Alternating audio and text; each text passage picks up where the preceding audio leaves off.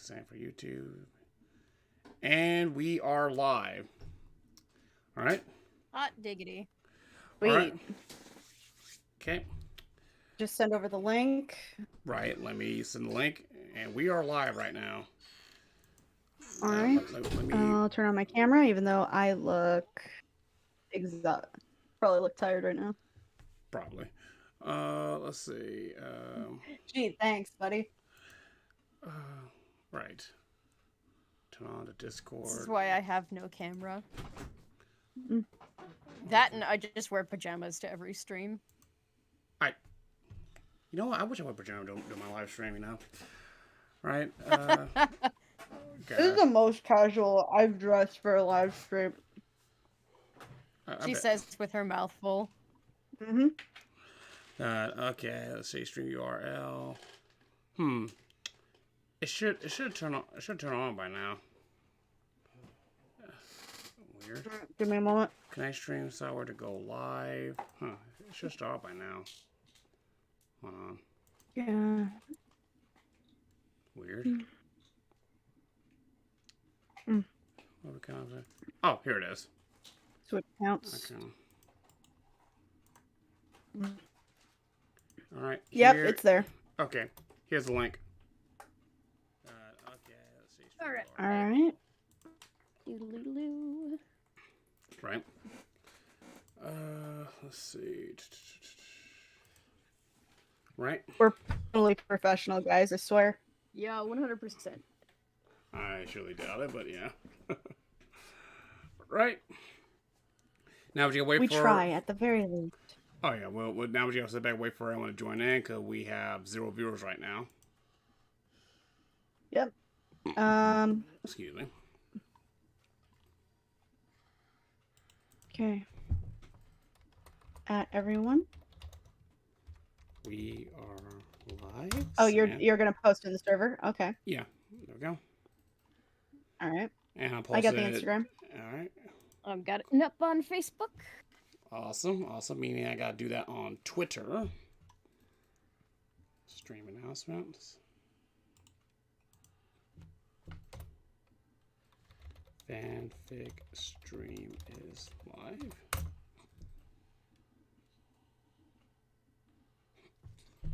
All right. What? Why won't you let me post? Posting is what I want to do with this link that you won't let me post. What's wrong with it? Oh, Titan Hi, what's up? 673. Hi there, Titan insanely 673, long name. Nightmare Blood Lore Cycle Mutant. Hi there, right back at you, man, with the world's most absurdly long username. Hi, diddly ho, streaminos. What's up, guys? It's your boy. No. Oh God, no. We are so not doing that. Yes. Oh, God, We are like totally every doing that. every YouTuber ever. What's up, guys? It's Your boy. It's always that same, what's up, guys? Like, I will say that statistically, what they found in streaming is that you are much more, both streaming and in videos, you're much more eager to get a response if you say, hey guys, like as a response. Right. It gets the Hey, guys. viewer engaged. right. For Shane Jones. Speaking of which, I have been thinking about having an RB-Comics logo based on the Golden Harvest logo, which is the best logo. But we'll see that logo for a special project in mind. Shh, spoilers. Now, dear, spoilers. Let me see, Shane Jones again. You know the one with the 4 rectangle? Yeah, I know what the Golden Harvest logo is. Trust me, I'm that much of a movie nerd. I'm a fucking movie nerd. I know my logos. So, yeah. why we're here. Oh, yeah. So, Pretty much. oh, yeah. Actually, just even with you, Shane. Tell me, does it sound like this? Boom, boom, boom, boom. Do, do, do, do. Beep, beep, beep.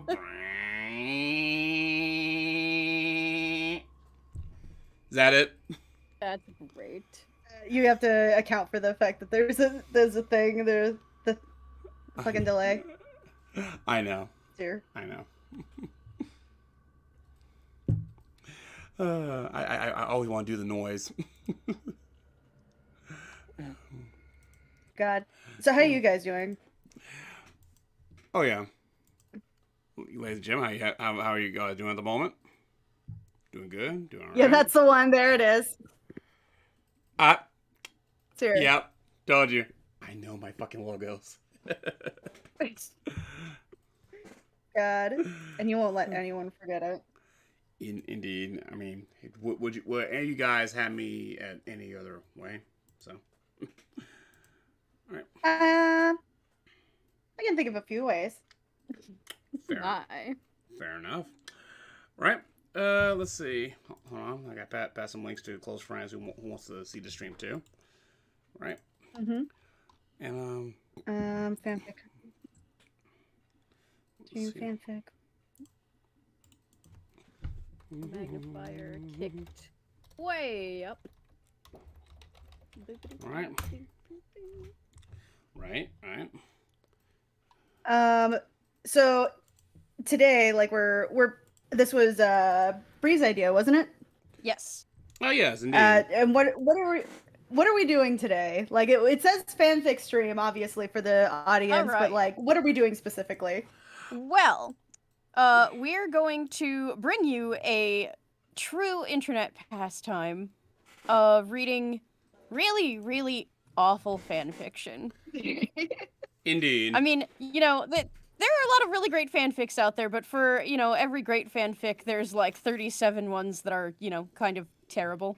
Yeah. But before we do that, we have a special guest with us. Mr. Hand would like to read a selection from a creepypasta that he enjoys very much. Oh wow, Mr. Hand is here? Wow. Why, yes. So, ladies and gentlemen, Mr. Hand! Yes, this is Mr. Hand. If you excuse me, you caught me with my sock down. Hold on. Let's see. God damn. Hold on. Hi there, everybody. My name is Mr. Hand. How's it going? Sorry, you got me with bedhead right now. Maybe with a few lint. Right. So, the story we'll be reading today is My Property Isn't Normal. Hey Sheldon, what's up? Who the fuck is Sheldon? Okay, let's see.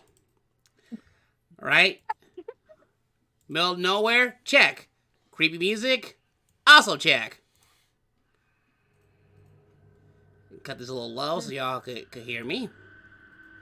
Right? All right, and for the audience, I am going to post the fanfiction or the creepypasta that you're talking about I see. Alright. for everybody to read along. Let's begin. My Property Isn't Normal by Murbird17.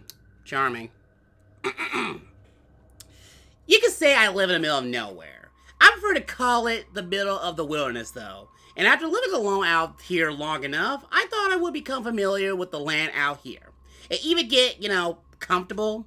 But never have gotten comfortable. Maybe used to this place, but never comfortable. Pretty sure I can hold my own out here for the time being, but even so, lots of weird shit happens out here, and glad to finally have a way to tell strangers who probably won't judge or call me crazy, though. Now, back to the topic at hand. Weird stuff. I'll start with the first experience I had here. When I first purchased this land, I was really excited, I mean, there was always a house on the property that was the perfect size for me. Not only that, but it seems pretty new. Like, the former owners didn't stay around very long, Yeah. Big fucking red flags, ladies and gentlemen. But how was I supposed to know how messed up this place was? Anyway, I moved in without any issues. And within a week, I'm out on some of the trails that were already there, looking for deer tracks and other game trails. I'm actually having a pretty relaxed time until I swear I heard a baby say, "Mama," in the most stereotypical voice I ever heard off in the distance. Now, like I said, I'm here in the middle of nowhere, so there shouldn't be anyone for miles. I just shook it off as me, hearing things. 20 minutes later, I hear the same voice says, "Mama?" again. Only this time, it's 4 yards away on the other side of some trees and bush. Now, it didn't even sound like a real baby, first fucking off. It just sounded like some disturbed dude or some shit. Like, of course, at this point, he is definitely on my property as well. I start making my way, through the undergrowth, and then when I'm sure I'm about to hit where he was, the bush clears out to a clearing, and I finally get a glimpse of this man. He was buck-ass naked, and half behind that tree, flaunting a huge smile while his eyes stayed kind of squinty, And he was also pretty skinny, as I could see his ribs and shit. Now, usually, you hear people say this like, "At this moment, my blood ran cold." But honestly, mine didn't really. I was looking at some butt-naked crackhead trespassing on my property. I mean, he decided to allow another "Mama" during the silence when I was trying to figure out my next move. So I promptly responded with a hearty, "What the actual fuck are you doing here?" That's when he decided my next move for me. He started running at me, and I might have run away if he hadn't been so scrawny, So when he reached me with his big, stupid smile on his face and looked like he was about to grab me, I Mike Tyson punched him in the throat. I mean, it was a good punch, and I was proud of that punch, honestly. It would have kept it would kept any normal man on the ground for at least a minute. This is when I got the first hint that this wasn't a normal man. While I was standing there, proud of my Mike Tyson lover haymaker, the guy immediately got back to his feet, and before I had any time to hit him again, he dive tackled me to the ground. And I mean, it hurt pretty bad, I mean, like, he somehow pinned my shoulders to the ground, and no matter how hard I, kick and punch him, he won't let up. So I was forced to use plan B. Could you? But no, actually, I pulled out my trusty Bear Grylls Survivor knife, trademark, and I stabbed him in the gut twice. This finally got his attention, and he hopped back to his feet, slinging blood all over me in the process. I got back to my feet, knife in hand, waiting for him to do something else. All he did, though, was stick a finger in his wound and then lick the blood off. And then he just cartwheels into the woods, crying like an actual newborn baby this time. Now, by this point, I was pretty on edge, And right as he got far enough away that I could no longer hear him, I turned and walked home. I know I should have run, but run through the woods was so tiring, and I just didn't feel like it, man. So when I got home, all was normal again. Well, at least for a little while. Drink break. Hold on for a sec.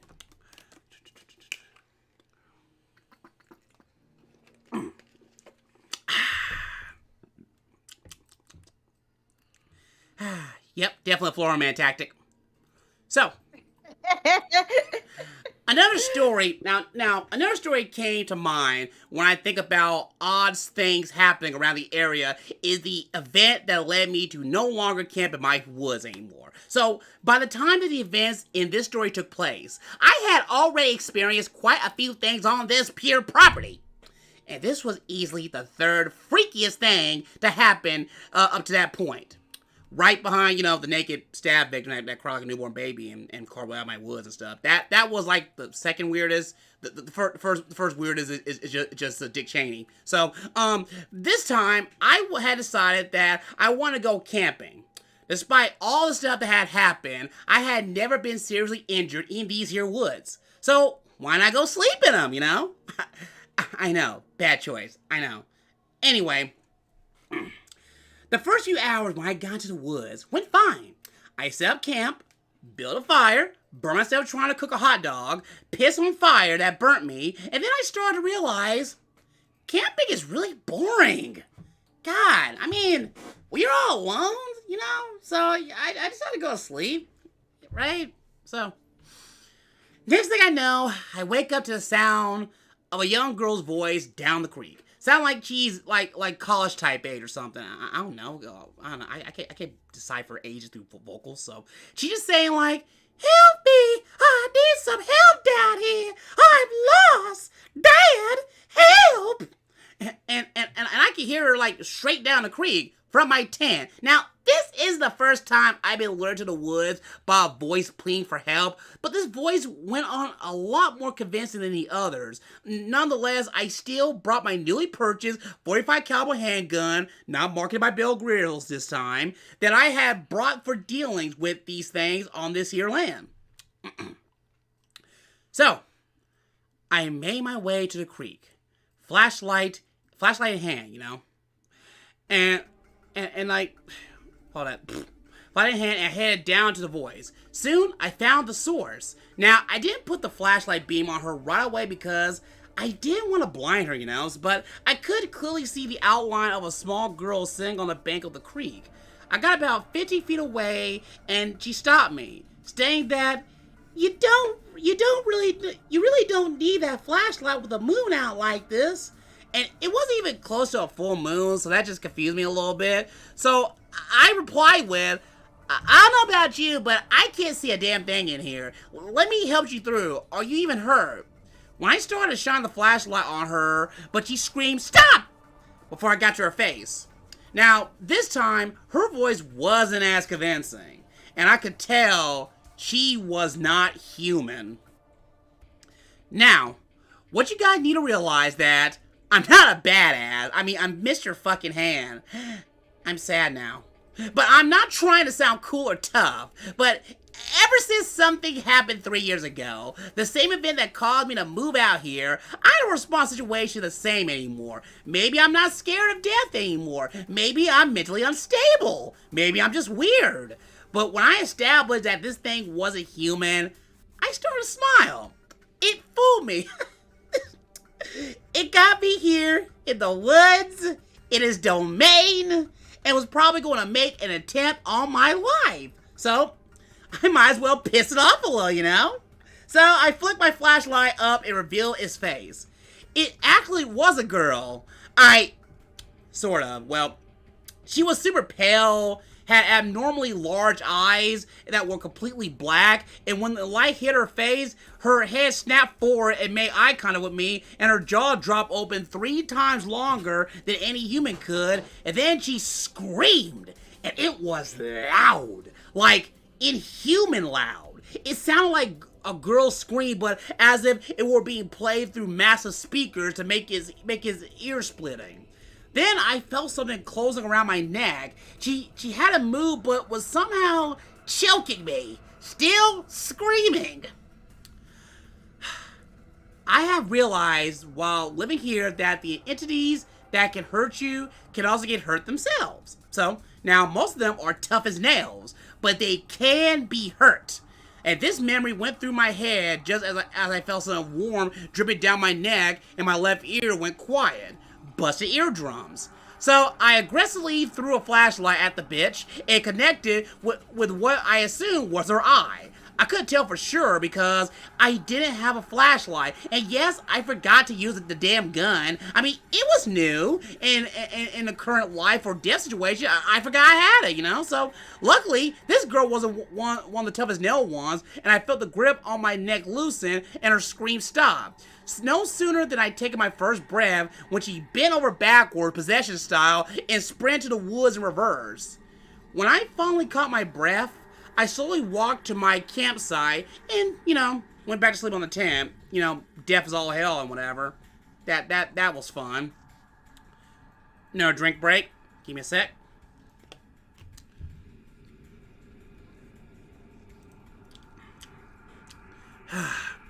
That's That's not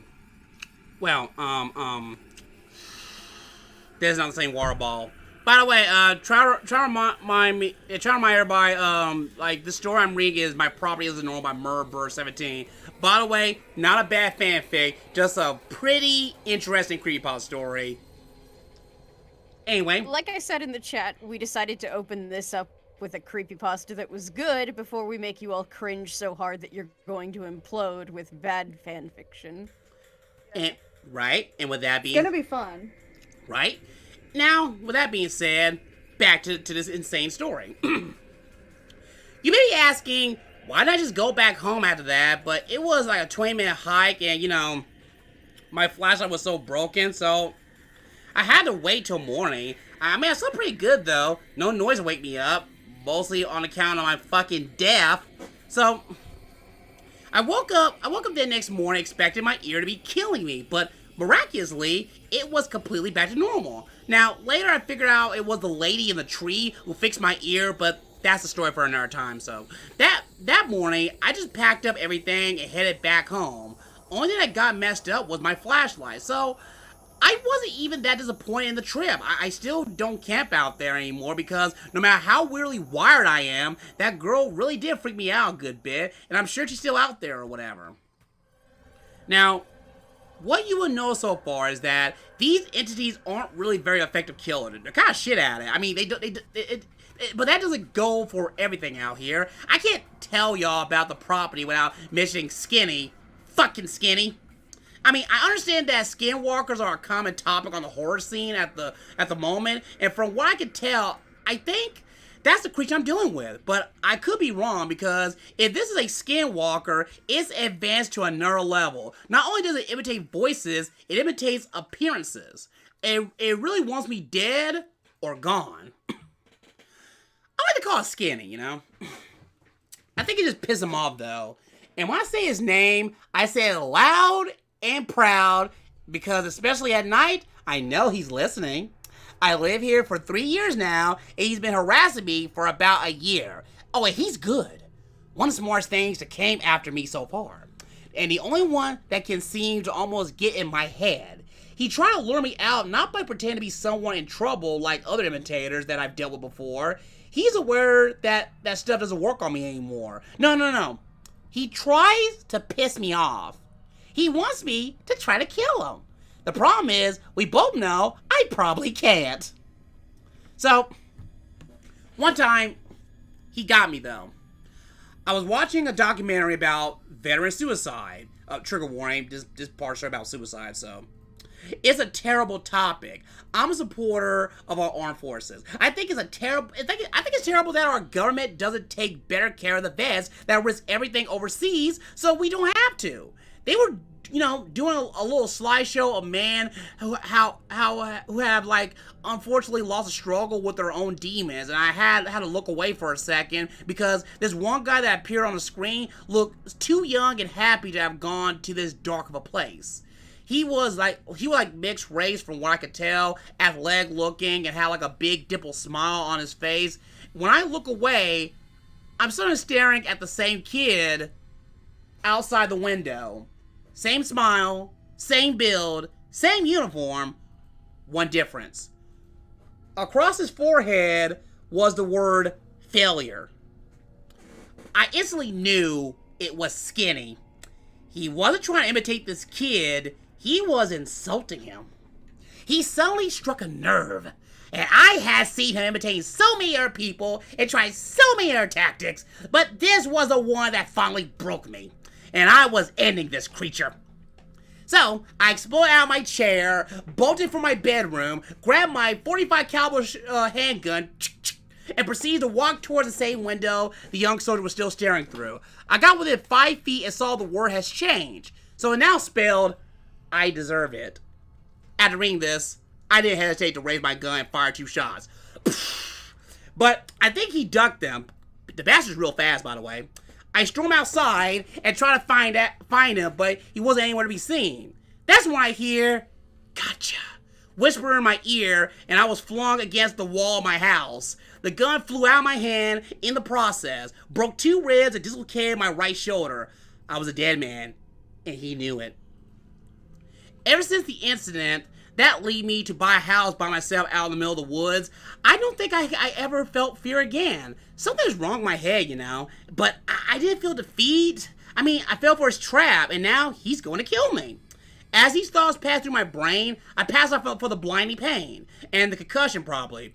Then, for some reason that I just still don't understand, I woke up, it was brown outside, and I was covered in blood, and in more pain than I had ever been in my entire life. But I was alive. Why am I alive? I mean, I struggle to stand up with my right arm hanging loosely on my side, and I lack an arm because I'm a sock puppet. But I soon noticed the words carved into the outside of my wall of my house. Next time. Fuck you, Skinny. Fuck you. Ever since I got back from the hospital, I told the doctor that I fell off the roof. You know, best excuse I could come on top of my head. And I've been trying to find ways to deal with or kill a skinwalker. If there was a way, or if he's even a skinwalker, he beat me. And I'm usually pretty lightheaded for most of my experience, no matter how intense they are. But I just can't with this one, because if I lose a Skinny again, I guess I'll be signing off for good. Be careful out there, and don't be fooled like me. There isn't always a next time. But hey, not dead yet, so maybe there will be a next time. And I plan on writing down more of my experiences in the future. So keep your eyes peeled for those. Until next time, Mr. Hand, signing off. All right. Hey, Mr. Hand. Yes. So, we have some housekeeping stuff that we want to get into really quick before we do our next before we do our first fanfic, really. And for that, we will go to Crimson.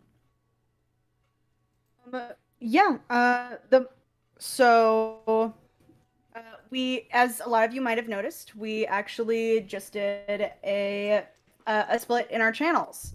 And this would be because we wanted to kind of clean up all of the videos in the house. You know, it seemed really messy. We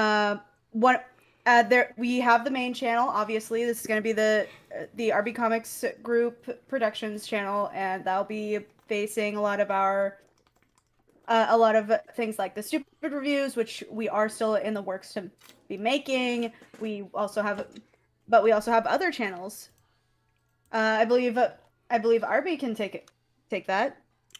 Yes.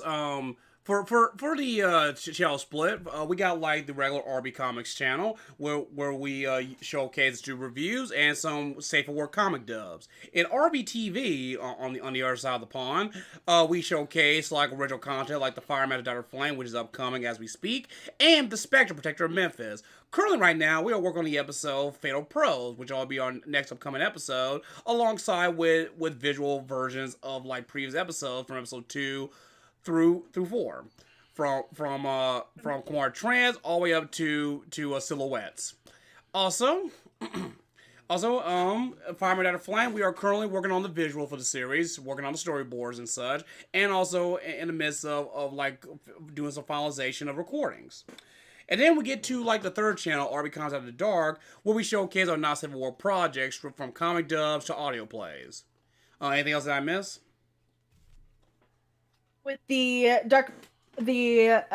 After Dark stuff, we will be having them, because YouTube is a little skittish. Those will be presented as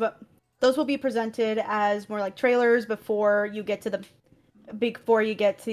full-on product.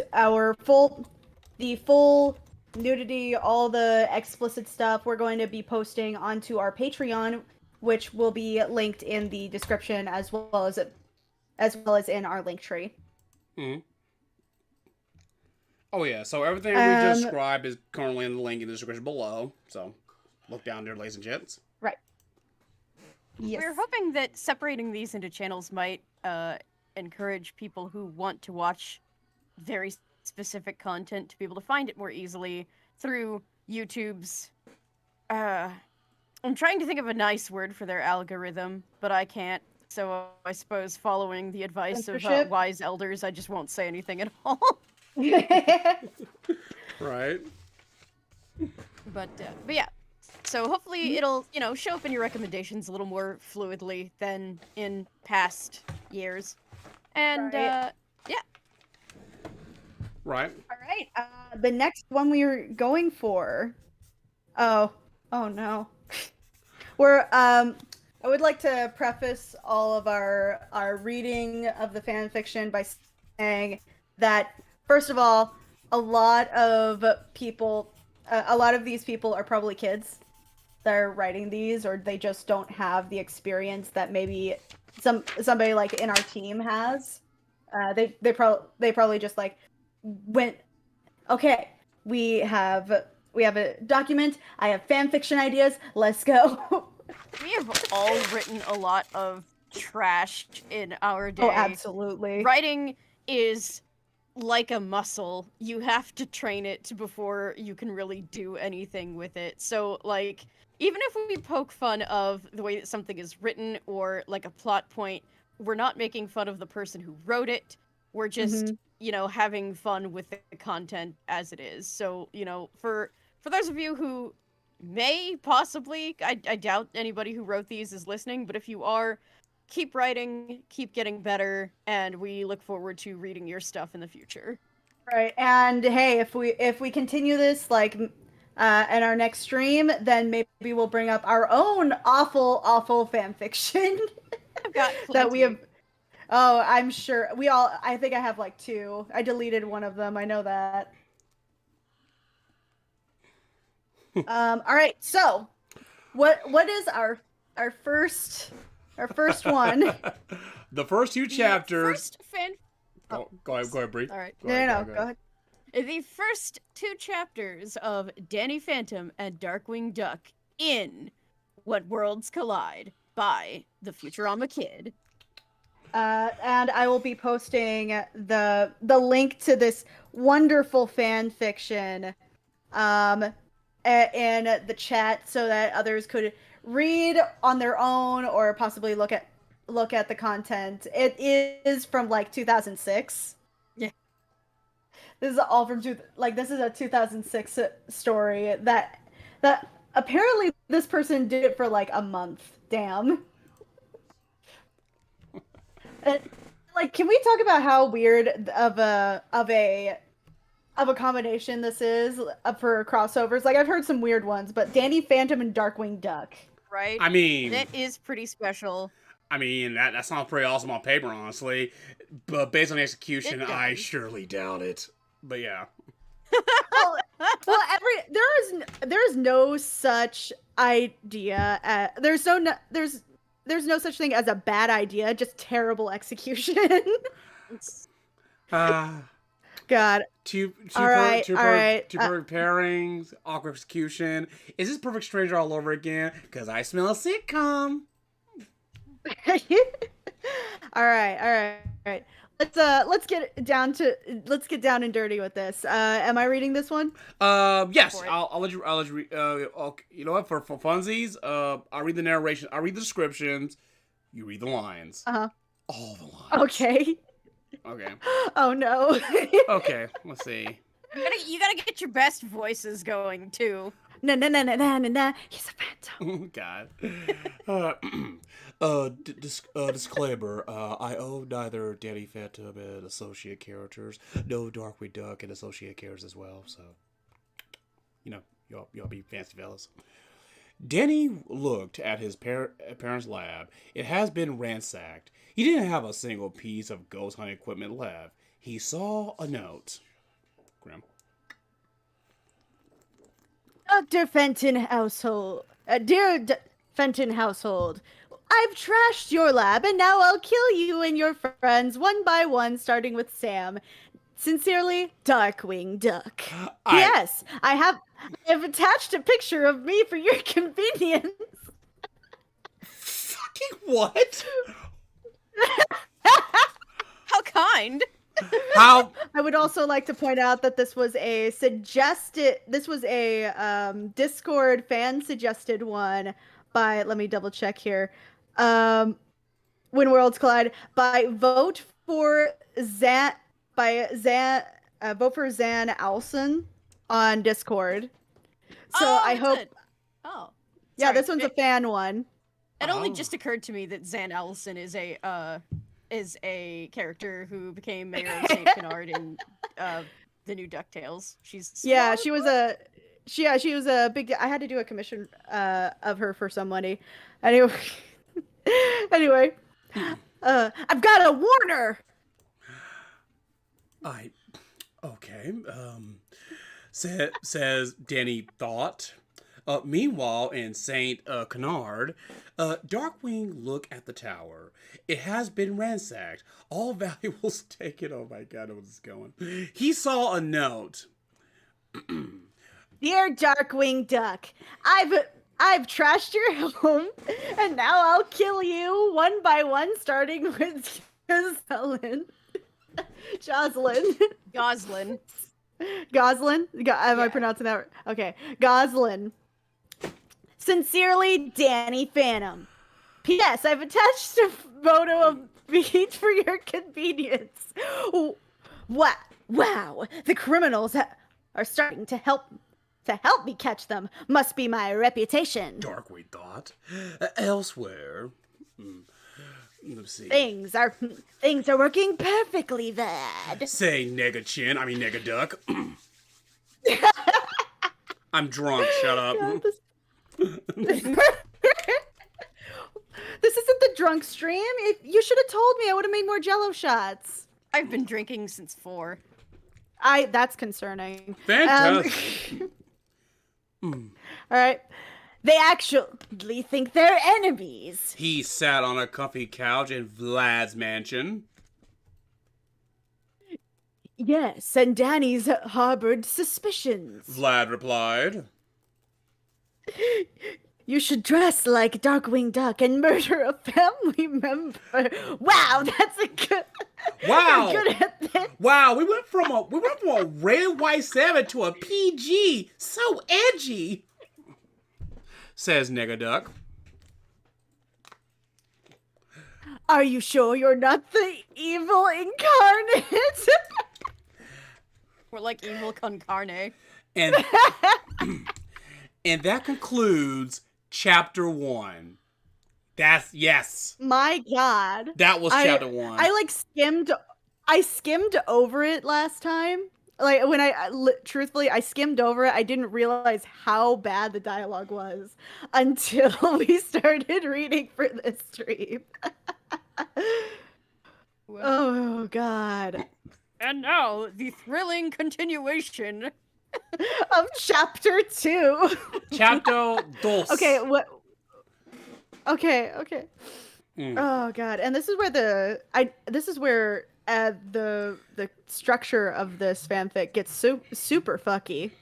Yeah, it just changed on your ass and like weird. They put the first chapter, everything is on its own individual line, regardless of how it's supposed to be set up. And in this one, they took that structure and put it into a trash compactor, and now everything is into 2 paragraphs. Right. Like I have seen this happen on fanfiction.net back when I used to write it. This looks like somebody. This looks like somebody who wrote it in the doc manager.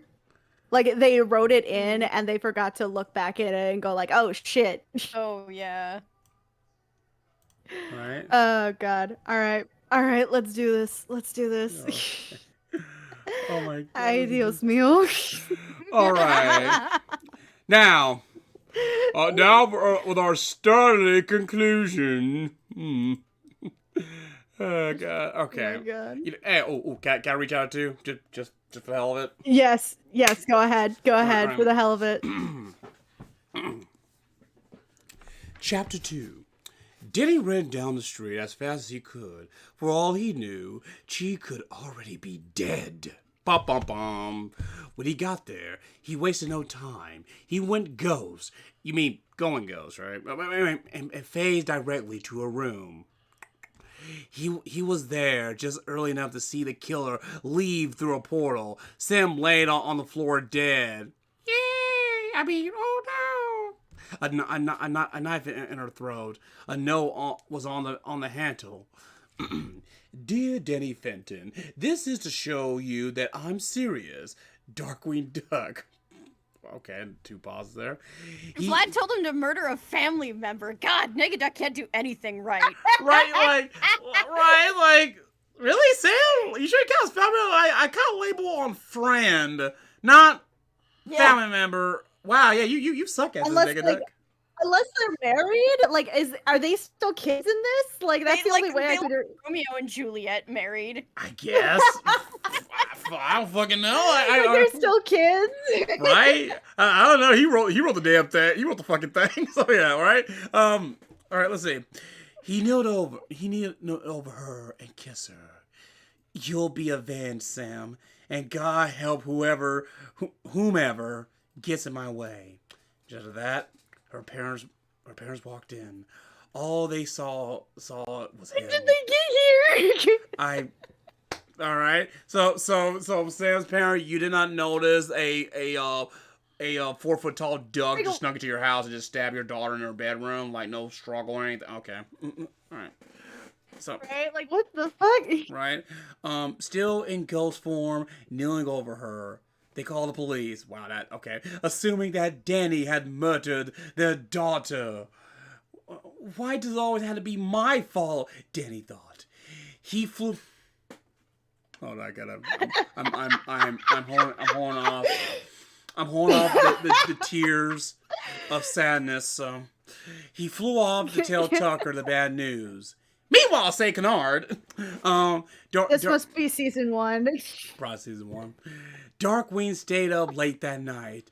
He was worried for his little girl. He heard a noise from her room. He ran in. He saw a doppelganger Danny run through a portal. He jumped through as it closed.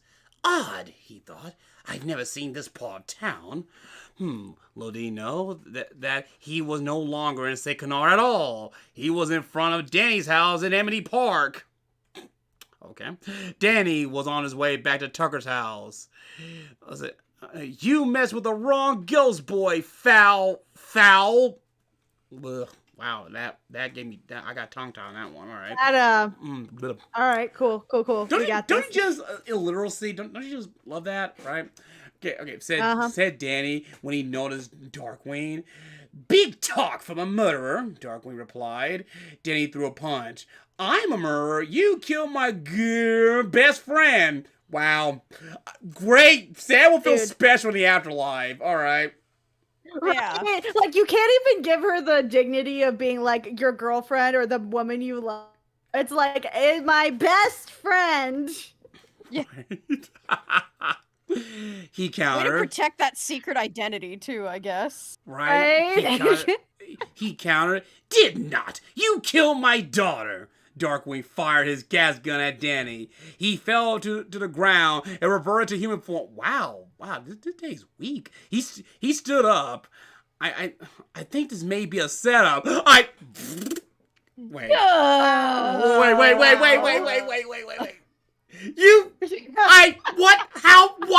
I'm okay. So, I think it may be a setup. Cool. Danny told Darkwing. By who? Darkwing asked. Probably Skulker or Vlad one. Okay. He replied, They're the only people who hate me enough to murder my friends. Are you sure about that? I mean, the list is a little longer than you think. Right? Skulker, yeah, I could see it, but Vlad, I don't think that he gains anything. Yeah. And someone other than like trying to turn him to the evil side, I guess. All right. And someone from my universe was probably in on it too, Darkwing commented. Trues? Asked Danny. Wow, this is going fast. All right, asked Danny. Trues. Okay, cool. Trues, responded Darkwing, extending his hands. The two shook hands. Now let's disguise you before the National Enquirer sees you. So National Enquirer exists in this universe. Okay. Danny says, right, leading him aside. I'm sorry. Can we talk about how, like, neither one of them are freaked out at seeing a completely, like, alien being? Like, I guess with Danny, fine, sure, whatever. He's seen a lot of things that don't look entirely human, but Darkwing is like, what is this horrible, fleshy, featherless creature? Right? Like, now once he questioned that, like, what the fuck? I think what's even better, right? What's even better is like all the little captions that this person put on here, all right? You ready for this? Okay, it's got the name. This is by Futurama Kid. The description is just Danny Phantom and Darkwing Duck crossover. If that doesn't pique I think that Yeah, I don't peak. know if that's the right peak. It is. Oh, okay. Pique your interest. I don't know what will. Danny X Sam, and this is rated K plus. She's an X-Sam now. God, this is Huh? Like, wow, they fought and figured out, like, wait a minute, someone's fucking with us before this chat was even over. There's not even a Martha scene that concluded. Shit, you got over pretty quickly. Fuck. You know what's even better? This is categorized as romance humor. Ooh, well. Romance. Was the romance when Sam died? Ooh, what you say? Well, you only meant well. You were around for 2 lines. You were around for 2 lines. You know, for kids, exactly. Hey, I mean, people die in kids' movies all the time. Bambi, Lion King, Beauty and the Beast, Hunchback of Notre Dame. Yeah, but we don't get to see the body. Yeah, alright, that's... No, you do in Lion King. In Lion King, though, it's supposed to be like there's no blood. There's no like No. visceral blood. No, okay, or there's no anything like blood. that. You do get to see it, though. You get to see him. You don't get to see the point of impact. It's not like when Stacy's death, where you get to see her snap her neck. Yeah, you don't get to see him trampled by the dik-diks or the antelope or the whatever they are. They're wildebeests. Wildebeests, yeah. Dik-diks are like 5 inches tall. Running.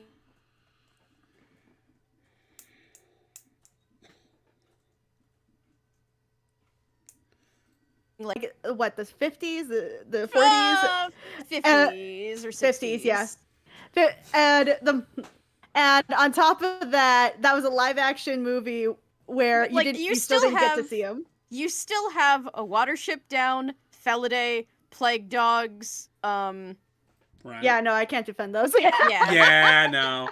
By the way, You want to go to war about like death in kids movies? I'm here. Yeah. Oh, yeah. With that being said, for those of you who can't show your kids their terror, you guys are fucked up. I mean, good on you guys. I mean, like at least you don't dick around about death. So good on you, you sick fucks. Yes. God. All right. Oh God. This was wow. Wow. Okay. You know what? Wow. I doubt the story even covered a fucking hour. Chapter 3? I'm going chapter 3. Alright. We do have like it's almost the top of the hour, and we do have a couple of other. Yeah, Fanfic. actually, Okay. yeah. Fine. Yeah. All right. Next story. Alright, I believe okay, Brea if people actually want has. us to what? Sorry, go ahead. I was gonna say, if people want us to continue one of these, we could always do like a poll later, and maybe we can revisit a fanfic in a different stream. Oh yeah, Right. definitely. All right. Brea, I believe you also have something to say about the channel. Oh yes. All right. So, not only is Dr. Flame on the horizon, but we have a few other shows that are going to start rolling out here pretty soon as well. And we have started to do voice auditions for them on Casting Call. And the one that I am spearheading is Sina Senshi. It is a show about magical girls in their mid-20s who've been granted genre-specific powers by the spirit of TV. So you have, the action heroine, the romantic heroine, the horror heroine, and they are tasked with fighting an mysterious evil trying to seep into their world from the world of TV. And it's kind of set in the late 80s, early 90s. So, yeah, if you are interested in auditioning for that, there will be a link to the casting call in the description. Otherwise, just be on the lookout. Secondarily, which if that isn't a word, it is now, we are hosting auditions for, I might miss the entire name of this, but what is the full name for it, Maurice? Fun F1 now? The Shiro Shiro. Fox. The Mistress Fox Thief, Shiro. That's it. So it is like Lupin the Third meets Doctor Who with Shiro Fox, whom you may remember has made a few appearances with the Stupid Team. Very, very, very, very, very early on in the channel. She was in the ever popular Meet the Feebles. However, she will sound a bit different. And if you want to, ensure that she sounds a bit different, please audition. The link for that will also be in the description. Oh yeah, definitely. Right. We already have the voice actor for Shiro available. However, there are two open spaces on the casting call for the Shiro the Fox series, currently on casting call. Indeed. All right. So our next one up is this one it was a suggestion from Brea, actually. Oh. Oh yes. Which one? It is called The Sailor Scouts Meet the Spirit Detective. Oh yes, it is a Sailor Moon Yu Yu Hakusho crossover. I'm already here for it. Yes. This one's actually recent, isn't it? Yeah, it is, and I was kind of not 100% sure if we should do it initially because I wasn't sure if we ought to keep keep it like more, geez, what is the word I'm looking for here? Like do older ones for the sake of whomever it is that wrote them, but pre-internet boom. I think yeah. Because the internet boom was that was around the 2010 late 2000s, wasn't it? Yeah. Something like that, yeah. But additionally, it was also kind of a chance for younger authors to grow up a little bit. But this one kind of had to have been written by somebody who at least knew both series while they were going on, and I cannot find the link now. I gotcha. Okay, good. So if I am reading this one, I want to kind of put a disclaimer of my own out there. For a lot of you may not know that I am legally blind, and that means that my reading aloud skills are not maybe as good as a lot of other people's. So I have to kick my screen magnifier up to maximum power. It's at 400% right now. To the point where, your average Joe could probably see between the pixels of each letter. So I'm going to do my best with it, and we'll see what happens. Right. All right. If you want, we can try to help you out here. Okay. Let's see. Hold on. I'll maybe tag you in if. Or what did you have in mind, Maurice? I'll say the link. So that'll be the Spirit Detective. Hold on. Okay, this link. Thank you. Sorry, I was trying to where the link's at. That's all. Yep. Right. Don't worry, I put it in the chat as well as in the Discord that we're currently in. Okay, just double check. Mhm. So who will mostly start reading this first? I'm curious. Okay. All right. So, hey guys. Sorry. What? No, go ahead. Okay. Hey guys, so you know that I'm sorry, I should introduce this properly. I apologize. Sailor Scouts Meet the Spirit Detective by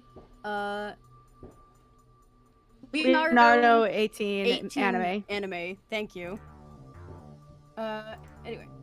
Hey guys, so you know that the Spirit Detective Hunter is my homage to Togashi. Two great works together about this first work meets with the one from the love of his life, Naoko Takeuchi. Jeez. Mm-hmm.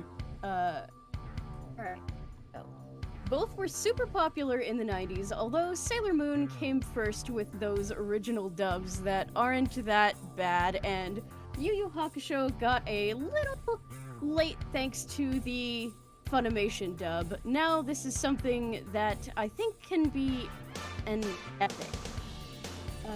Here is the current situation at both series. Sailor Moon already has Mercury, Mars, Venus, and Jupiter, and it's the start of the Yu Yu Hakusho. It's the start of Yu Yu Hakusho. Basically, it takes place at the start of Sailor Moon. Are Neptune, Uranus, and Chibiusa are still not around. Also, Mamoru still has no recollection of Tuxedo Mask. What? Let's start. I'm confused. Wait. So, Maru at one point didn't know he was Tuxedo Mask? That's the weird thing, is I'm pretty sure that he was always aware that he was Tuxedo Mask, right? But, like, I don't think that there was ever a moment where he just wakes up in this fancy outfit and is like, oh, how did this happen? Right? Like, it showed up episode 1, didn't it? I don't Last know I if he was checked. in episode 1, but, like, he was definitely Tuxedo Mask in episode 2 at least. Because I think Mamoru shows up in episode 1, but like yeah, Tuxedo he Mask shows up in the fancy ass suit and shit. Yeah, because he runs into, you know, Meatball Head. Oh, I know also- that they're like, oh, it's funny because she's a bunny and her name is Usagi, but I will always know her as Meatball Head. By the way, fun fact about both Sailor Moon and Yu Yu Hakusho, right? The creators of both the series are married to one another. It explains some of that. Yeah. Mm-hmm. Okay. Yeah. Some of the dialogue where it's like, oh yeah, the love of his life. Right. At Usagi Tsukino's house. Alright. Usagi sleeping like there was no tomorrow, like she usually do in most days, including school days. Thankfully, her clocks start to ring. Ring! I slept too long again! Screamed Usagi, all nervous. She then started to run at her room to get everything that she needs to leave to school. Oh no! Why does this keep happening? Asks Usagi, all nervous, looking for her uniform. Good morning, Usagi, says Luna, waking up too. Luna, why didn't you wake me up like usually? Asks Usagi, all angry. Well, all angry. Well, I did, but this time you more sleepy than usual, said Luna with a tired expression also. Oh, come on, can't you poke my face like before? Asked Usagi, all sad. You are the guardian of love and justice. Surely you can wake up on time once in a while, said Luna with a smirk as Usagi gave her cat the tongue. Oh my. Wow. What a good morning. Soon, Usagi was all ready to go as she barges out the door. Mom, where's my lunch and my breakfast? Everything to go, screams her. I have right here the two, said her with a bento box and toast. Oh, thanks. You are the best, Usagi picking the two. With pleasure, but next time, if you woke up early, I can make more than just toast, said her mother. Sorry, said Usagi. You better eat on your way to school. When you get back, I will make something, said, Ikuku. Ikuku. Is that her name? I don't know. Is that her mom's name? Her mom has a name? Cuckoo. Oh. Like, you know, I don't recall. I don't remember it ever being mentioned. Ikoku. Her mom was just like a side character. Right? Cuckoo. It's just fun to say. Cuckoo. Ikuku. If she owns a clock, is it an Ikuku clock? Moving on. Oh god. Alright. Right, but I guess me and the girls will hang out a little bit after class, so I will be back near dinner, said Usagi. You girls have fun, said Ikuku. We will, said Usagi, leaving. Usagi grabbed her toast on her mouth. Yes, on her mouth. And I had to go back and make sure. On her mouth. And On her mouth. start to run as fast as she could in order to make it in time for school. At the street. Usagi was running as fast as she could and with no intention recreation of famous Japanese trade of high school girls running with piece of toast on her mouth. My God. Oh my god. Like, let's take just a small moment to marvel at that sentence. Usagi was running as fast as she could and with no intention recreating a famous Japanese trade of high school girls running with piece of toast on their mouth. Or on her mouth. I will give it this. Based on what I have seen from Sailor Moon, this is pretty accurate to how the whole... It is. It's accurate to how they behave. Yes. The execution is off, but like... Hey, characterization's on point. Gotta give her that. Absolutely. Yeah, so yeah, Usagi's so- a whiny little... Right, Yeah. I have yet to cringe so far, so. Right? Oh, I've been cringing this whole time, but just based on the way it's written. Okay. I will make in time. I can also eat my lunch before class. Nothing will, said her, a little too happy not noticing the bump into someone. Oh, God. Ouch, Clunk. said a boy. Clunk? Is he wearing armor? Ouch, said a boy that should be around Usagi age as both him and her fall to the ground. Oh, sorry, said Usagi. Look where you were going, crazy girl, said him. He had black-haired and wore a green middle school uniform. Gee, I wonder who it could be. I said sorry, jeez, said Usagi, all angry. She then saw her toast, and while there was some dirt there, nothing, a little quick clean couldn't do it. Please don't eat the toast while it was on the floor, goddamn. Gross, said the boy, seeing the bread. Hey, this is my breakfast, said Usagi. Whatever,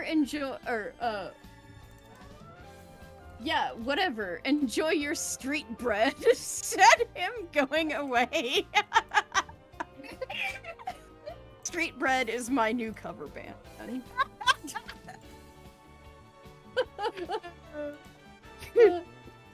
Oh Hey, my you God. don't need to be such a jerk, said Usagi, all angry.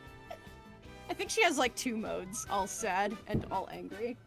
Whiny and bitchy, got it. Yep, that is kind of fucking Usagi though, / Serena. Indeed. I am Right. not being one, but you are going to eat that anyway. Enjoy dirt bread, haha, said him going off.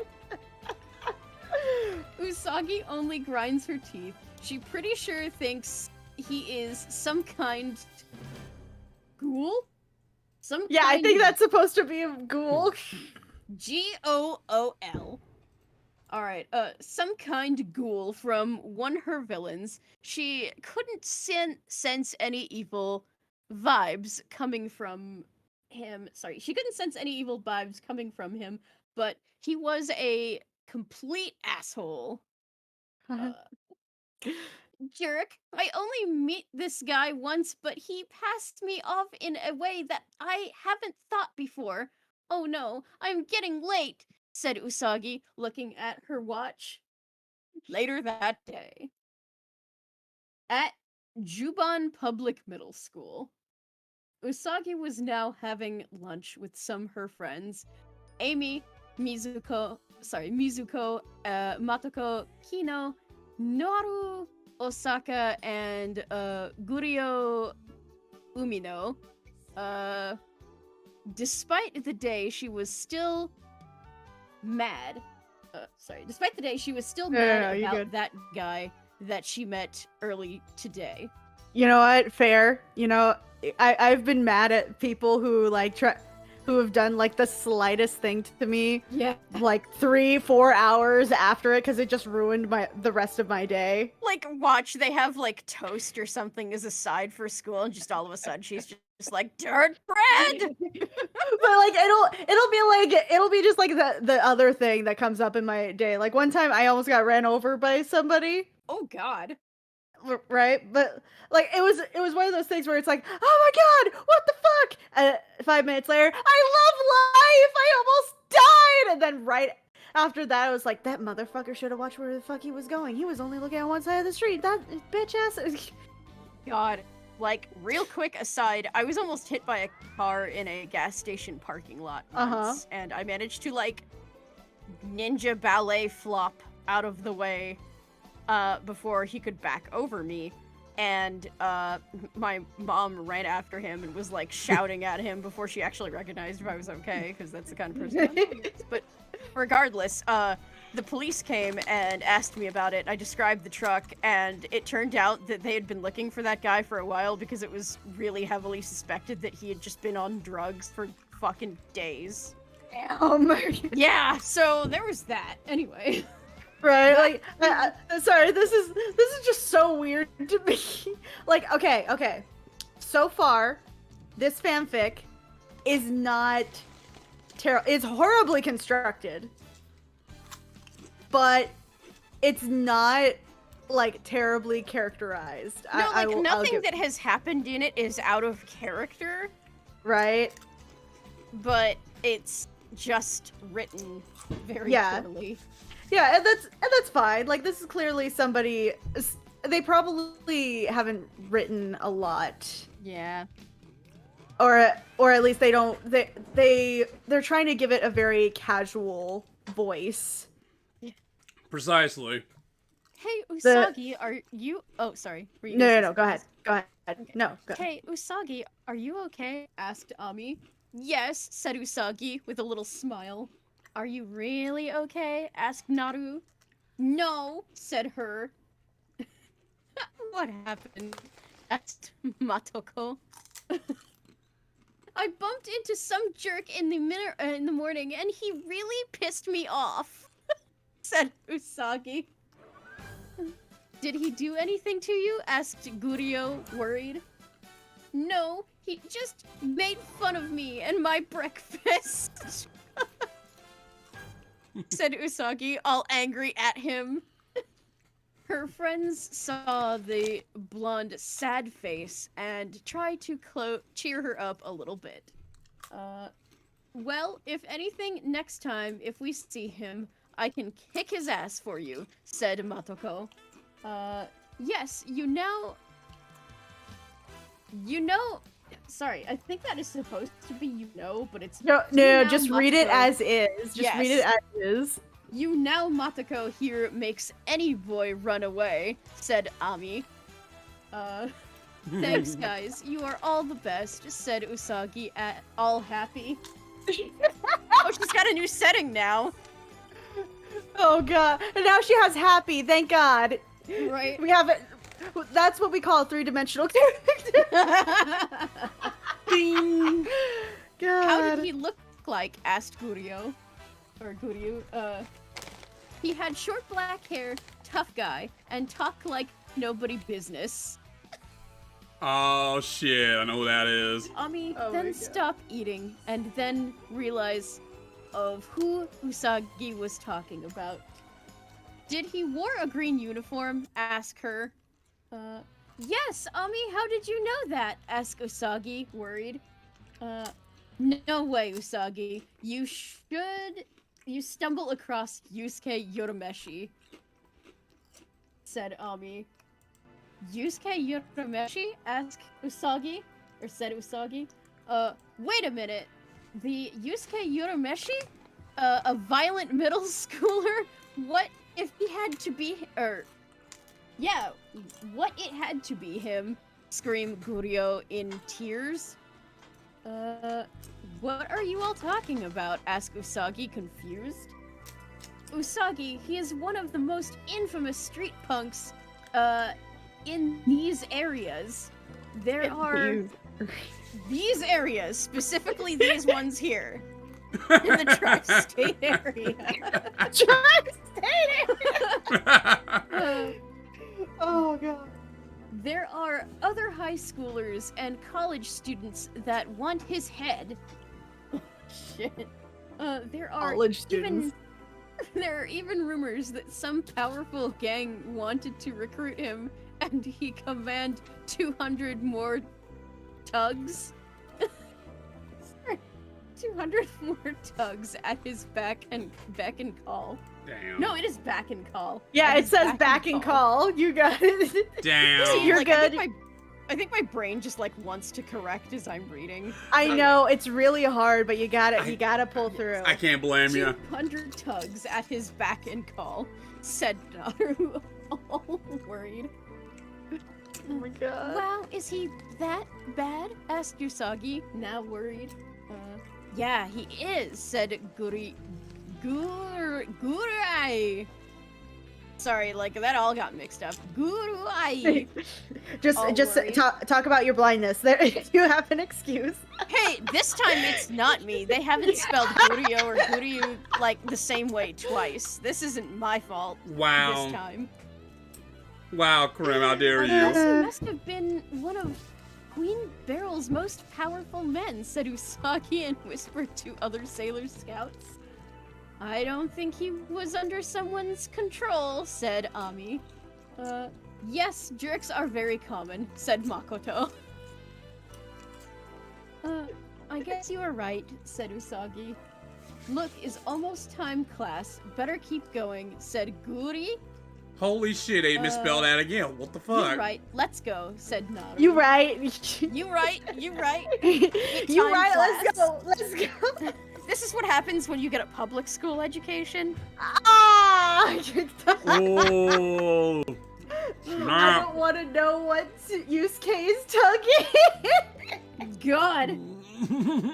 Usagi and the others were going to their class, but not before she planned something with Ami and Matoko. Should we do something after school? Asked Usagi. Yes, until the day is over, we planned something and asked Ami, and soon a loud sound was played. Ring! It's the fire alarm, said Naru, understanding the situation. What is there to understand? It's an alarm. Ring, ring, ring. Oh, yes, I understand. The fire alarm is activated when there is a I fire. speak fire alarm. Speak fire alarm. Oh my god, Timmy's under the water. Oh my god. Run! Screamed most of the students. The entire school was evacuated, but there were no signs of a fire or smoke coming from the building. What happened here? Asked Usagi. Sorry, everyone, there was a chemical problem in one of the labs, and we thought it was safer to evacuate the entire building, said Miss Sakurada. I think that was their teacher. Yeah, Sakura. So what will be for now? Asked Naru. We will end class today, but tomorrow we will have double material to go through. I will call your parents today. Oh, said great. Miss Sakurada. Like, damn, just take your chances with the chemical fumes. Alright, drink break. Alright. After, when we get to later that day, do you mind if I read? Oh yeah, absolutely. Alright. I just want to make sure that that you're okay. No, that's fine. How am I doing so far? Is it You're doing So great. far, not terrible. It's just it's slow at best, but like at work, or it's slow at worst. okay. But like, Alright. Yeah. The Sorry. idea of leaving school early was like music to Usagi's ears. She was glad nobody was hurt, so that makes the day even more special. Let's call Rei and Minako, said Makoto. Good idea. Hey, Naru, want to hang out with us? Asked Usagi. Sorry, Usagi, but I promised my mother that I would go straight back home after school. I guess she wants my help at the store, said Naru. Is okay, don't worry, said Usagi. Sure, but next time we hang out, said Naru. Okay, said Usagi, all happy. Soon Usagi, Ami, and Matoko all left the school area, and they were about to call Minako and Rei. Okay, yeah, alright. And they were about to call Minako and Rei. There you go. Right. Later that day. Hey girls, said Minako. I don't know. Please note it has been a hot minute. Nice to meet you, Monaco. Said Makoto. Did your school also have some problem? Asked Usagi. No, we had a test and we could leave early once we were finished, said Minako. If it was Usagi, she would be the last one to leave, said Monaco. Damn, okay. Damn, okay. Hey, screams the blonde. Oh, we get more description, thank God. Sorry, but you know most of the time. You stay until the end and receive the test all red, said Matko. Or, I'm sorry, Makto. Speaking of red things, where's Rei? Asked Usagi. Racist. Wow.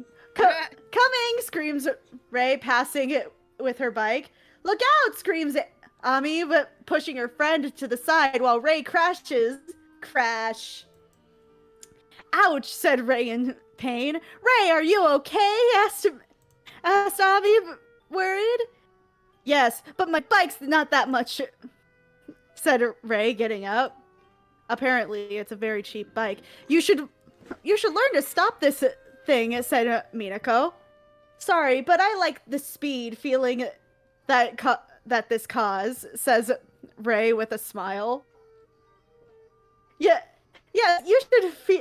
you sure like to feel something once in a while.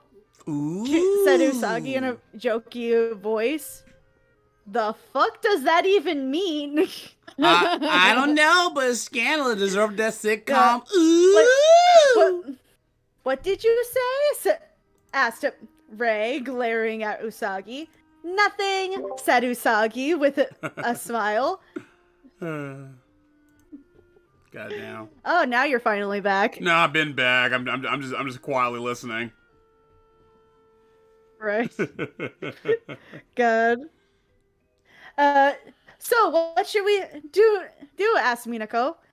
How about we go to the arcade? Said Usagi with an idea. Yeah, yes, that sounds perfect. Said Rei. I hope they still have those racing games. Said Amy. I'm sorry, Ami. This is a lot of popcorn speak. Right. It's like back and forth. Do you still like those? Asked Makoto. Makoto. Yeah, Makoto.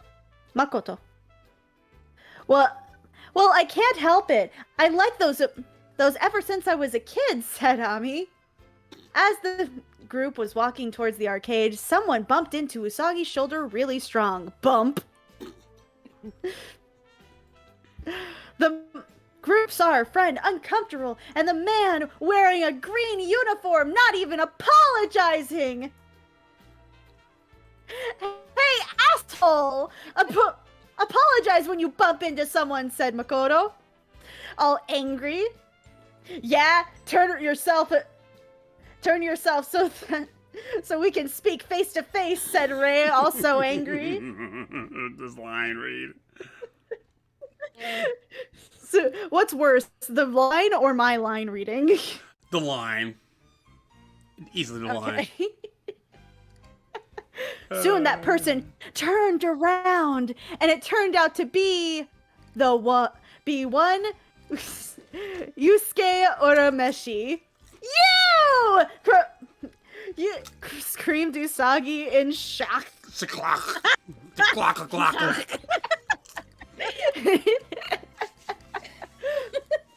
Hey, Dirtbread, you again! said Yusuke with a laugh.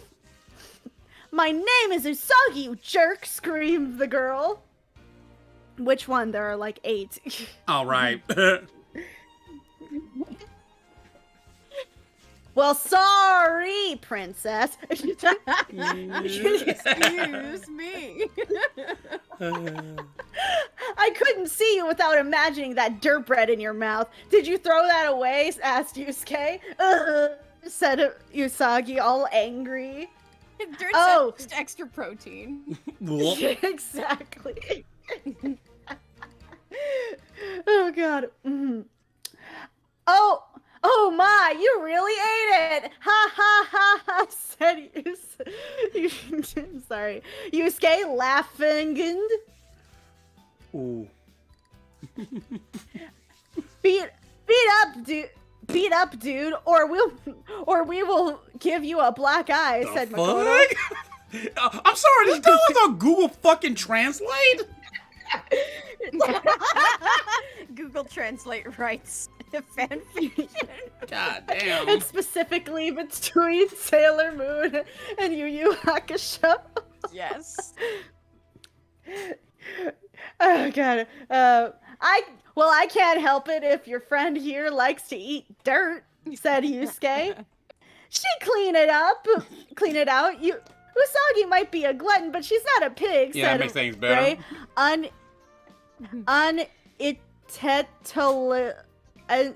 Unintentionally insulting her friend. Wow, that's... I don't know, most of the time when they insult Usagi, it's pretty damn intentional, but she kind of deserves it. No, it doesn't say intentional. Yeah, it says unintentionally.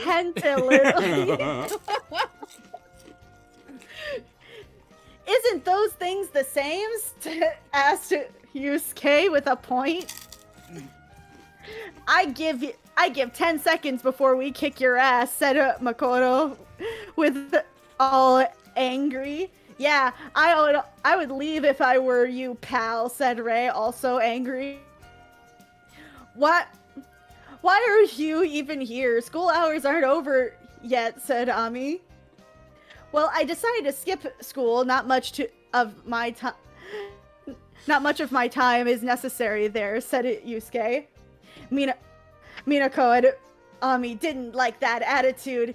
Is pretty much throwing your life away. What? All right, it's a Japanese thing, but... Wait a minute. You can't skip school, said Minako. I decided to do what I want with my life, and you girls can't tell me what to do, said him. You are such an irresponsible man. How are you going to get a future if you don't study, said Ami, confused. What a nerd. No wonder you hang out with Dirtbread over there, said Yusuke with a smile. Damn. Ooh. You know what? To be fair, that would be something he would say. Snap. Yeah, like, it took Queen Beryl an entire season from the original series to beat up the Sailor Scouts, but Yusuke is just doing it with words. Damn. I mean, it's Yusuke. I mean, come on, man.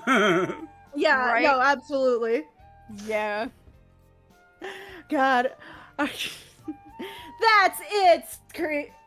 Screams Makoto, ready to punch Yusuke. Yusuke, however, easily dodges most of the attacks with no problem. He is more than just muscle. He had agility and stamina to his back, and call for much of Makoto's shock. Shikaku. Shikaku. Shikaku. Oh God. He avoided my punches, thought Makoto, confused. Sorry, but I don't have time to deal with girls. You have things to do and money to make. The fuck's that supposed to mean? Oh my. You just can't put it on the street. Damn. I think that's what he's implying. Said Yusuke. What a pain in the ass you are, said Ray. Yusuke only grims. What the fuck does that mean? I think it's really Grims, grim. I'm sorry. Gurns. Only germs because suddenly he senses something is wrong. Wait a minute. What's going on? Asked him Yusuke out of the sudden seeing the street almost empty. His reaction was right. There was almost nobody in the street at the moment, which made the girls confused. Why the streets got quiet now? Asked Usagi. Soon, more schoolgirls appeared. All wore black uniforms of middle schoolers. However, one stands out. He was tall, wore a blue uniform, and a pompous hair, orange hair. You're Wait, a Messi. hold that thought. Yes. You're a Gotta let Messi. RB read his lines. I'll read just cool bars line. You read the rest, Grim. Yes. Great. Okay, cool. Said the tall boy. Hey, Kuwabara, you're conscious you're conscious. I am not used to that, said Yusuke. That was a cheap shot last time, and I was only knocked out a little bit, okay? Now I'm gonna go beat you up so bad that not even kids will look at you. Oh god. Sad. What? Well, I'm sorry, I lost my place for a hot second because I Said read the... Kuwabara while Yusuke only looks so annoyed. The girls only saw that scene and wonder what was going on. Who is this guy? Asked Minako. I don't know, maybe he's from his school, said Ami. Well, whoever he is, I will enjoy see him beat down this punk, said Makoto. Hey, What what's is going on here, what is- Urameshi? What did you do to those girls? He has been bothering us all day, said Makoto, trying to act like as a selfless girl. Huh? By the way, Makoto, that's Venus, right? I don't watch. Was Venus. Okay, Ami is Mercury. Oh, jeez. I've completely lost track now. I want to say that Minako is Venus and Makoto is Jupiter, and then obviously Ray is Mars. Yeah. Anyway, yeah. Anyway, sorry. I was trying to make sure that I was like doing the right ones in my head. Right. Right. You're right. So he's been bothering us all day, said Makoto, trying to act like a selfless girl. What? Screamed Yusuke. He did what? Oh, wait, no. Did he hurt any of you? Asked Kuwabara. Yes, he hit my shoulder, said Usagi, pretending to be hurt. Kuwabara was now at the point of breaking point, as he was now pure in pure anger. That's it, Urameshi! You die now! Screamed Kuwabara, ready to fight. However, Kuwabara's moment was short, as Yusuke in a few seconds beat the ever-loving crap out of the poor middle school. I will love the crap out of you, out of the man. Here's my hug. Oh, God. The loving crap out of him. Much of the Sailor Scouts' shock. What happened? Asked Usagi. Kuwabara, said one of Kuwabara's friends, seeing the tall teen all beaten up. You're an awful man, said Usagi, all angry at Yusuke. I know, and you all caught me on a bad day. So goodbye, dirt bread group. What the fuck? Said Yusuke. Oh god. Water.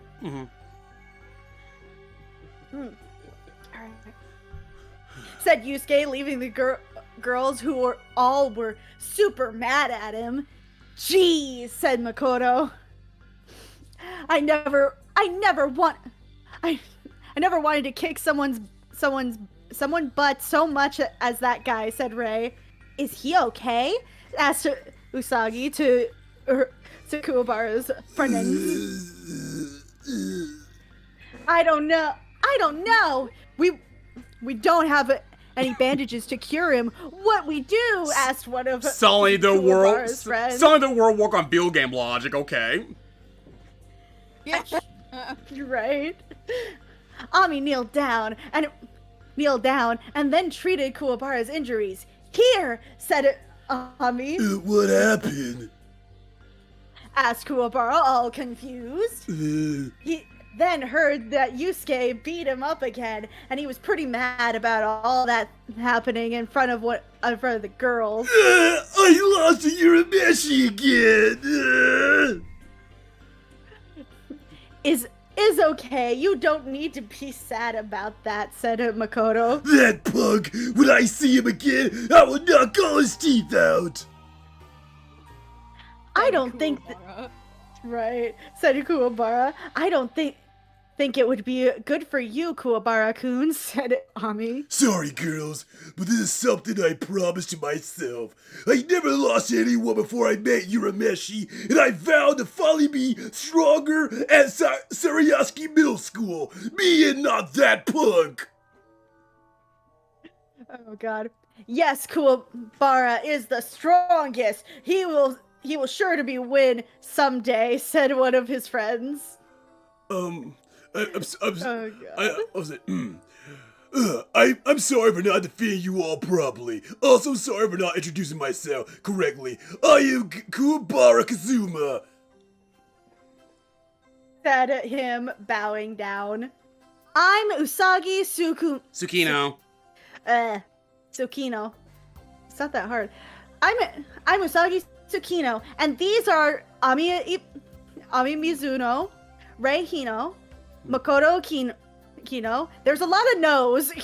Yeah. And Minoko I know. I know you know Kotoko Calico. Macarena. Don't worry about him, Kuwabara.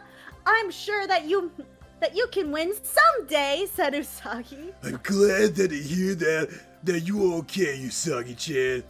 Man, let's go back to train. I want to get Urameshi by surprise. Said Kuwabara, leaving with his friends. The Sailor Scouts group only saw that scene in amusement before going back to what they were going to do. That was something, said Ray. Yes, said Minako. He reminds me of Tuxedo Mask, said Ami. Kuwabara, are you kidding me? Are you shitting? Asked Usagi in shock. I mean, that chivalry part, not in appearance. Ow!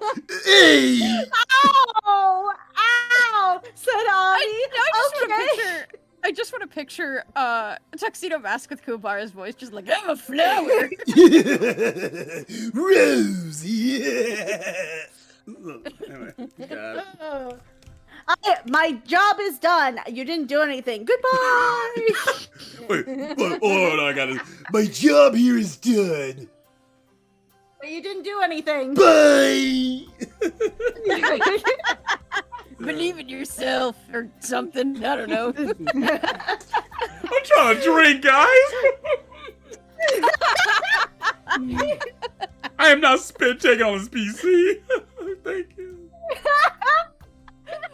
Technical difficulties. Oh my god. Okay, said Usagi. Now a little better. Wow, you bitch. While the gang decides to move in their day, they got the feeling this wouldn't be the last time they would see either Kuwabara or Yusuke. But who cares for that at the moment? The arcade is right across the street, said Ray. All right, who gets first buy the quarters? Said Makoto. While they were going to cross the street, Minako soon got something interesting in her cell phone. No way! Screamed the other blonde. What is it, Minako? Said Ray. I read here that they are going to launch another Sailor V game, said Minako. Oh, really? Asked Usagi. Let's see, said Ray. Me too. I want to see too, said Makoto, as all the girls got together to see the news on the girls' hone. She's hoeing up in here. Oh. My God. While this was happening, a little boy was playing near the street and was about to get his ball back, and someone driving a car saw him. Oh, crap, said the driver. The driver managed to pass the kid and miss him. However, he was now heading for Usagi's group that was still busy looking at Minako's phone. He was trying to stop, but he was going too fast. What that? said him, worried that he was going to hit a bunch of middle school's girls. However, before that could happen, someone pushed Usagi and her friends aside from the car. Whoa! I'm just imagining this whole group of girls just like being pushed by like this one all at once, individual guy. just like it's a solid mass. You're right. Wow! Screamed them as car crashed in a wall. Crash! Soon they all got back into reality and saw the accident that happened. What happened? Asked Minako in fear. We were almost ran over, said Ami in shock. But we're Alavi. Someone must have pushed us, said Makoto. But who saved us? Asked Usagi. Yes, who's our guardian angel? Asked Minako, eternally grateful. Soon Ray got also back up and saw a body on the other side of the car. By the logic, it must be person that pushed them. But poor Ray was not ready for the shock. I'm sorry, the shock. Shock. Right, I'm so sorry. I forgot my Swedish. Shikak. For that shikak yet. Ah! Scream her. What is Ray? Asked Usagi, worried. The long-haired girl pointed to what she was seeing, and all girls had a horror look on their faces. Apparently, it's also Freddy Krueger's face all over them when they saw who was their guardian angel. No! Asked Usagi in shock. They got it! They got it that time!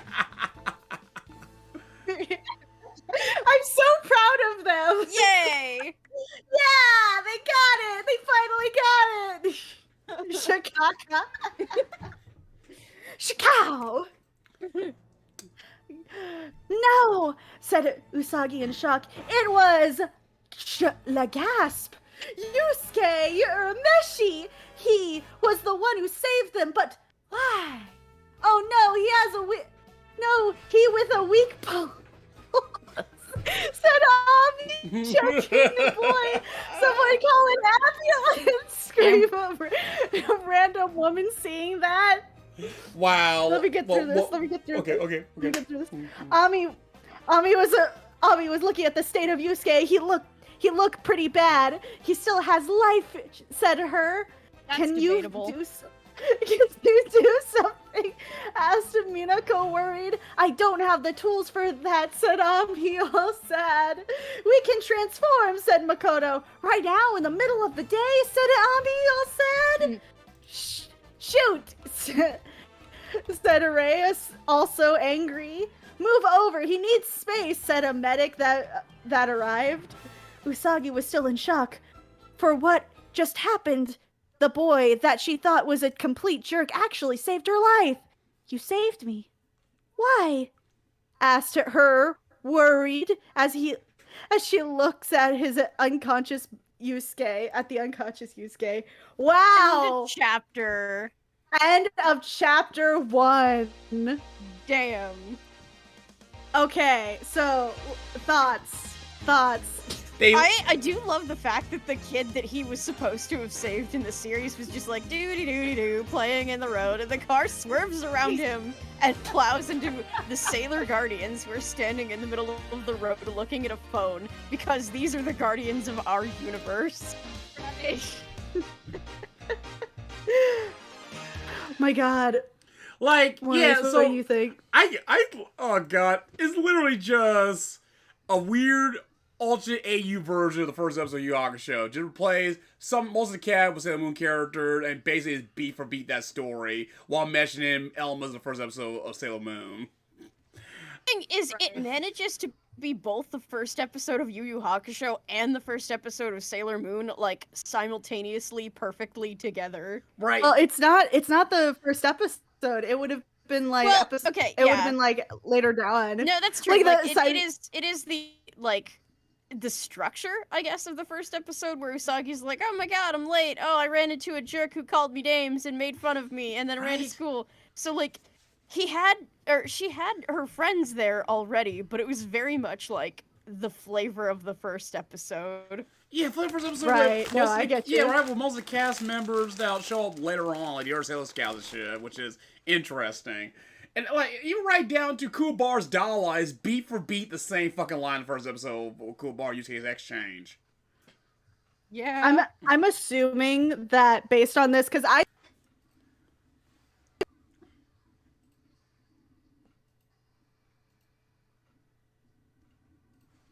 Hello. Uh-oh. Hold on, ladies and gentlemen. It seems that our Discord connection has crashed at the moment. Brea and Corinne will be right back at you momentarily. Yeah, give us a sec. Yeah, apparently Discord is going through a revamp at the moment, so give us a few minutes, and we'll let you know when they'll be back online. maybe. There we go. Yes. There we There go. we go. And, There we go. And we're back. I'm sorry. So what you about to say about like the structure of episode 1 of Yu Yu Hakusho before we got really cut out by technical difficulties? yeah, I did this once before with a Full Metal Alchemist fanfic I did like years ago, where basically you just read or watched the episode or the chapter that you wanted to start at, and then inserted your character in to either replace characters or to just introduce them to see how they flowed. I will say I'm weirdly into this. Same It's here. true. Like, the English is broken as fuck. Oh yeah, but, absolutely. Like, the rest of it, like, yeah, this actually works out oddly well. Yeah, for a bad Right? fanfic, for a bad fanfic themed stream, is actually surprisingly competent for the most part. Yeah.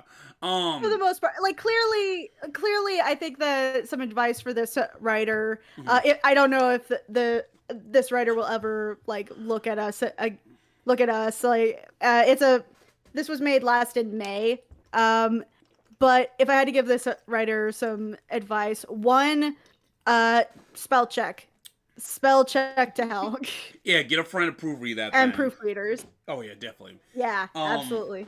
But the structure that whoever the writer is, they doing all right because like this crossover, right? This fanfic crossover, it reminds me of two books, right? Most of the early '80s DC and Marvel crossover at the time from Batman meet the Incredible Hulk and Spider-Man meeting Superman stories were like the crossover isn't like the old-fashioned, oh hey, I got zapped from my universe to this universe. Right? No, they didn't do that. Like from the get-go, you're supposed to accept that Batman and Hulk exist in the same universe.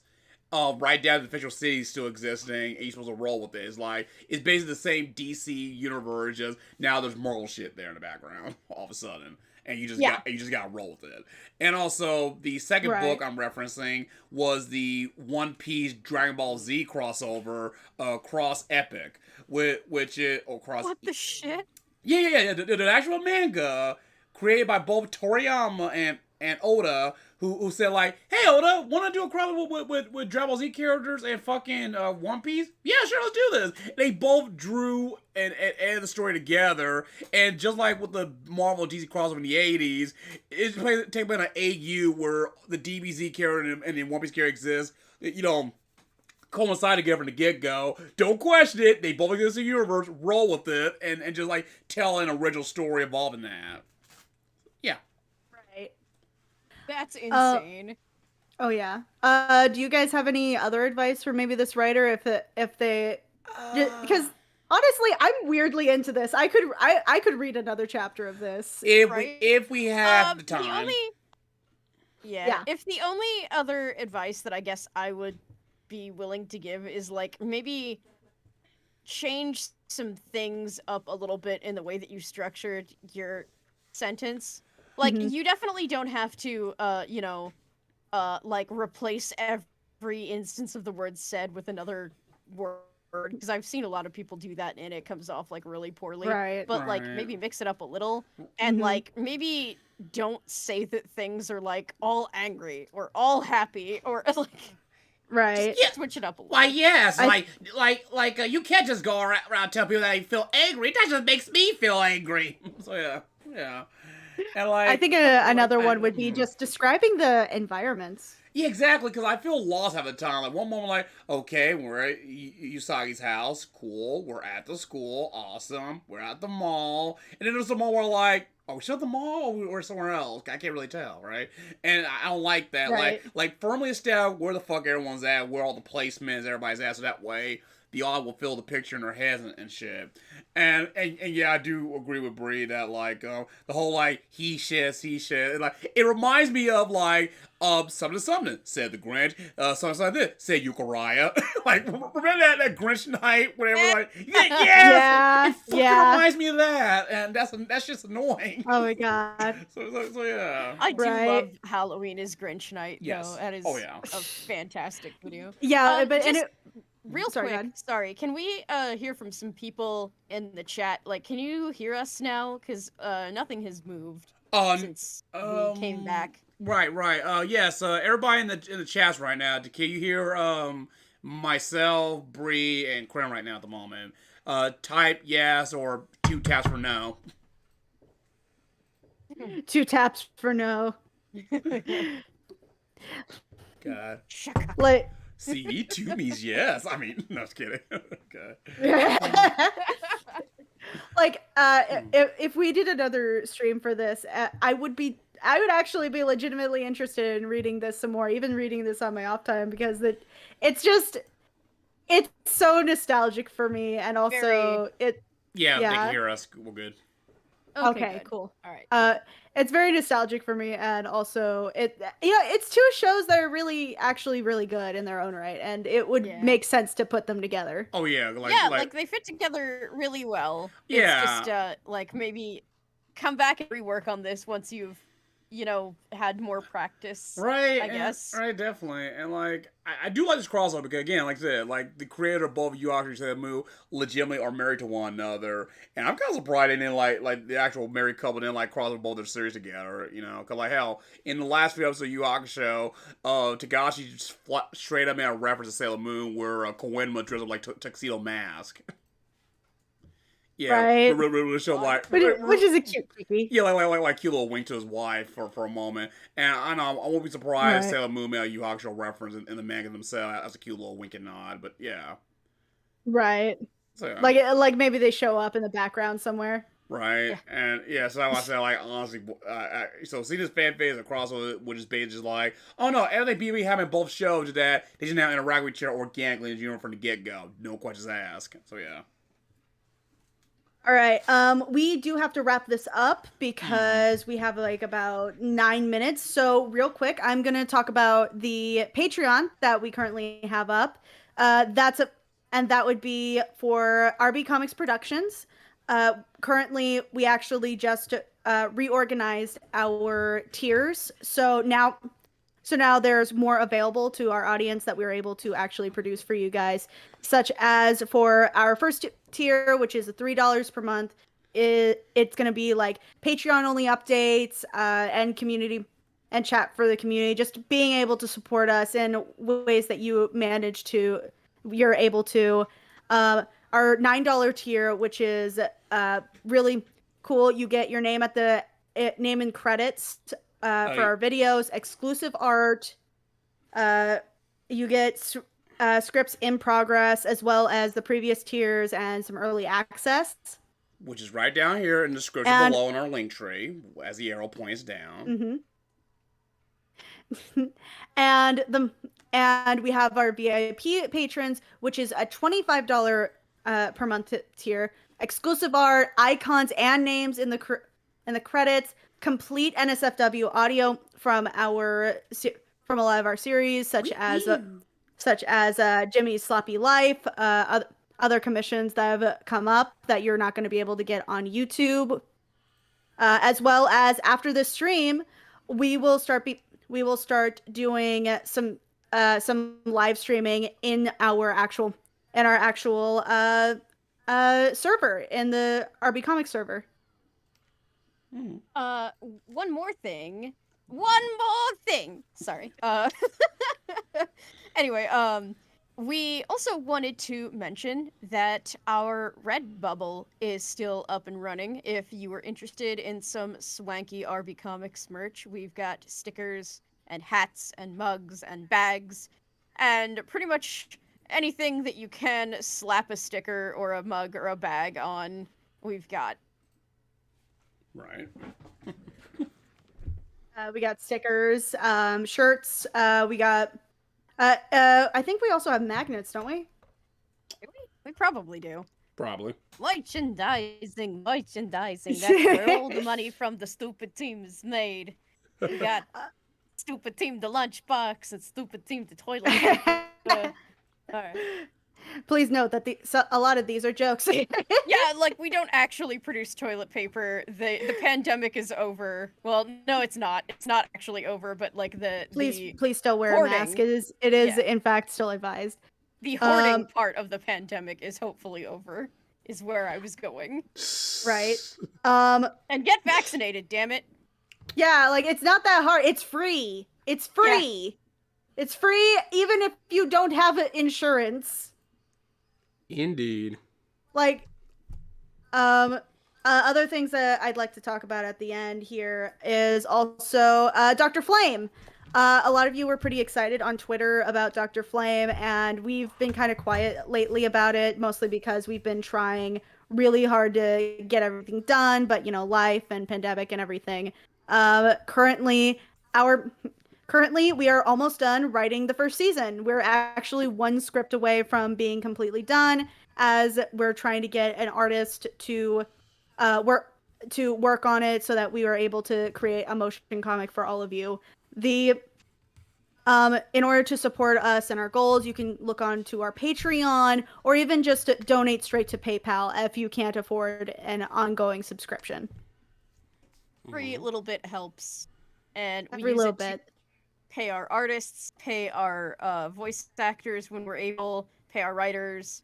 Everybody who contributes creatively really deserves a few dollars if you can spare it. Right. Indeed. Yeah, like I said, the more everyone donates, the more we're able to get much done quicker, and then one day, your favorite furry reviewing team will be back with a bang. So yeah. Oh yeah. Yes.